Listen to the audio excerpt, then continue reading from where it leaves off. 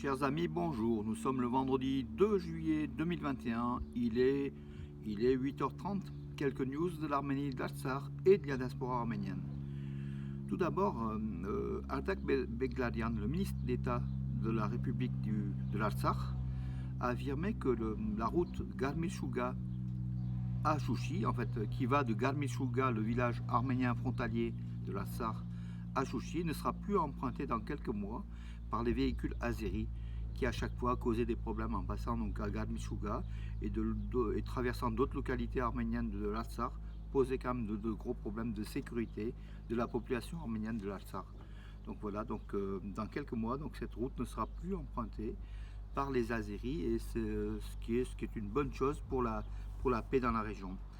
Voilà mes amis, donc ce même Artak Begladian a fait donc production d'abricots, donc j'en ai parlé donc hier, donc production record de 21 000 tonnes d'exportation, pas de l'abricot arménien, 21 000 tonnes, ce qui est le triple de l'an dernier à la même époque, donc ce sont de très très bons résultats. Des abricots d'Arménie dont on trouve à Paris, Lyon, Marseille, dans des localités arméniennes. Certains fournisseurs arméniens et distributeurs proposent justement ces abricots d'Arménie qui sont excellents, paraît-il. On n'a pas eu la chance de les goûter ici en France, on les a goûtés en Arménie, mais bon, vous pouvez aussi peut-être vous les goûter en France, hein, donc voilà. Ça arrive jusqu'en France, l'abricot d'Arménie, donc Prunus armeniaca, dont le nom signifie prune d'Arménie en latin, qui est originaire d'Asie centrale, mais c'est l'Arménie, donc les Romains l'ont importé en Europe depuis l'Arménie. Je crois que c'est Pompée, hein, donc voilà, donc Lucullus ou Pompée, plutôt Lucullus, le général romain, hein, au 1er siècle avant Jésus-Christ. Alors, donc, quelques autres infos. Oui, Levon Aronian, le numéro 1 arménien, et numéro 5 mondial, toujours à la FIDE, le classement de la Fédération internationale des échecs. Il va passer sous peu, par contre, là, il est toujours sous le drapeau arménien, il va passer sous peu sous le drapeau américain, voilà, et qui quittera l'Arménie. Deux autres Arméniens figurent dans le top 100, donc top 100 des meilleurs joueurs mondiaux. Il s'agit donc de Hrant Melkoumian qui est 96e et Gabriel Sarkisian qui est 55e. D'habitude, on a 4 à 5 joueurs d'échecs arméniens dans le top 100, donc voilà, dans le top mondial des 100. Là, il y en a un peu moins cette fois-ci. Donc en Arménie, une bonne nouvelle aussi, les prix de la consommation en fait du sucre, de l'huile, du beurre et de la farine, des éléments clés hein, donc de consommation, ben, le prix de ces éléments-là aurait chuté, aurait baissé donc depuis l'an dernier. Donc une très très bonne nouvelle aussi pour le panier du consommateur d'Arménie qui souffre d'autres problèmes, mais au moins peut-être aussi c'est la fin de certains monopoles hein, sur ces produits-là, sucre, farine. Vous savez, il suffit d'un seul importateur, un seul distributeur pour qu'il mette le prix qu'il veut. Et je crois qu'en fait, ce gouvernement, depuis quelques années, essaye de lutter contre ces monopoles. Hein. Ce sont les oligarques, hein, ce sont les mêmes hein, qui importent. Ce n'est pas le citoyen lambda d'Erevan qui essaye de vivre. Voilà, mes amis. L'Arménie, donc, qui a produit des échantillons de vaccins anti-Covid-19, le Sputnik 5, le vaccin russe, l'Arménie a produit des échantillons.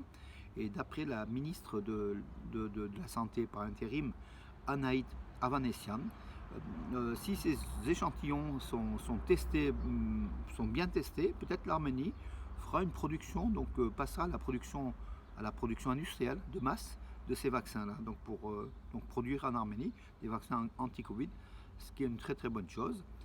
Nicole Pachinian a affirmé que les prévisions de croissance économique qui ont été révisées à la hausse. Donc, elles étaient donc de 3,2% pour l'année 2021. Elles sont révisées à 6%. Donc l'Arménie enregistrerait en 2021, au sortir de la guerre, vous vous rendez compte, une croissance économique de 6%, ce qui serait, on retrouverait les taux de croissance d'avant la guerre de l'Artsakh, ce qui est une très très bonne chose. Donc l'Arménie va très très vite se relever et se retrouver. Donc dans la région de Sunik, cérémonie de fin de service militaire pour des centaines de soldats d'appelés arméniens qui ont participé à la guerre de 44 jours en Artsakh. Donc cérémonie avec remise de prix, de diplômes.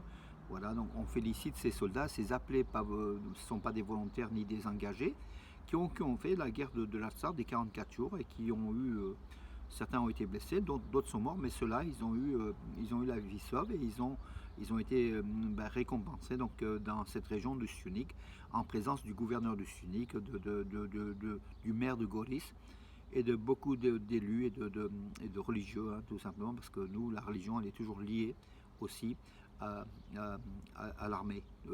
Notre église est liée donc à l'armée. Le projet de financement donc, du Congrès américain pour l'Arménie et l'Artsakh, donc selon Adam Schiff, l'un des membres du Congrès, sénateur ou membre du Congrès, donc il informe qu'en fait, pour l'Arménie, ils ont demandé donc 52 millions de dollars, puisque l'Arménie a fait la guerre, donc a été agressée par l'Azerbaïdjan et la Turquie. Et puis il y a beaucoup plus de frais donc, pour la reconstruction hein, de l'Artsakh notamment. Voilà. Ardak Beklarian, justement, encore tout à l'heure, on en a parlé, donc monsieur, c'est le ministre d'État donc, de la République de l'Artsakh. Il était avant le représentant des droits de l'homme, des droits humains en Artsakh. Hein. C'est quelqu'un qui avait été blessé, qui avait perdu l'usage de ses yeux lors de la guerre, je crois que c'est celle d'avril 2016. Ardak Beklarian donc, a affirmé il est persuadé que les soldats chargés de paix en Artsakh, les soldats russes, resteront au-delà de la période de 5 ans, resteront bien plus que 5 ans, d'après ces informations.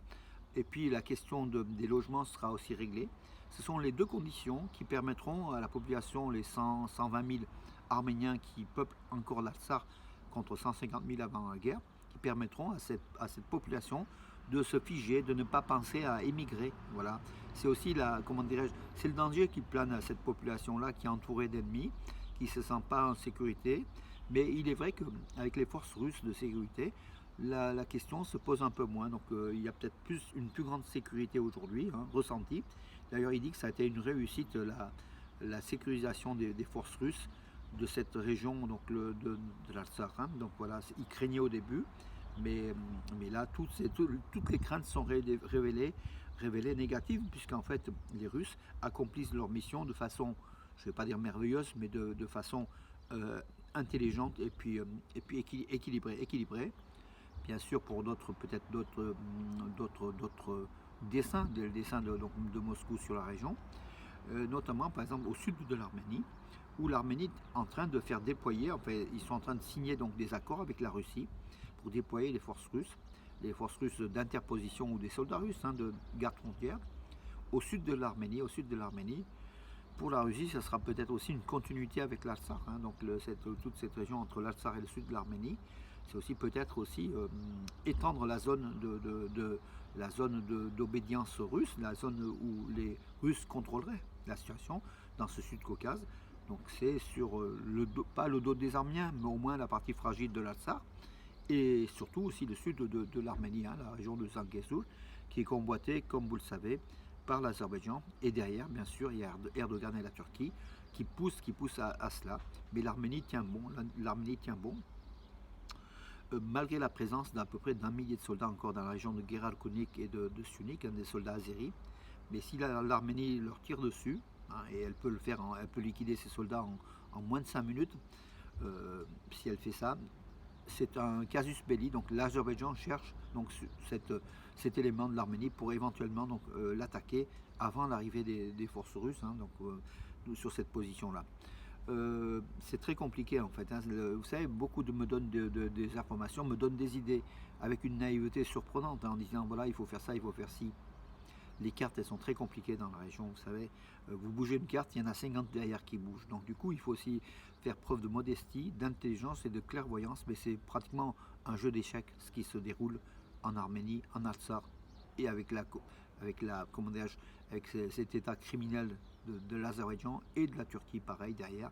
C'est très très compliqué. Et puis le russe aussi est un petit peu un arbitre, un peu, on ne sait pas, un peu Machiavel, mais en même temps, qui a des objectifs précis, beaucoup plus, qui a planifié beaucoup plus de choses que ce que les Arméniens à Yerevan ont planifié, ou même à Bakou, hein, les Azéris.